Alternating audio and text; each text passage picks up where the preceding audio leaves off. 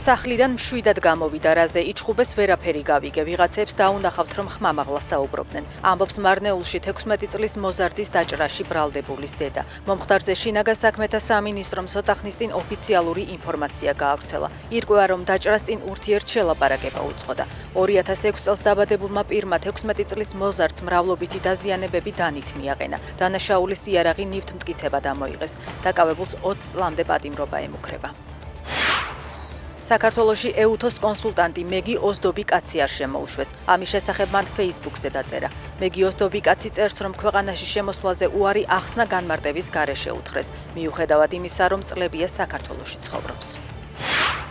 ნიკორწმინდის ეპისკოპოსი მეუფე ვახტანგი მოსკოვში ჩავიდა. მან რუსეთის პატრიარქის თანაშემწესთან მიტროპოლიტ გრიგოლთან ერთად მონაწილეობა მიიღო წმინდა გიორგის სახელობის ეკლესიის კურთხევაში. მოსკოვის ეპარქიის ვებგვერდის ცნობით წირვალოცვა ქართულ და საეკლესიო სლავურ ენებზე აღევლინა.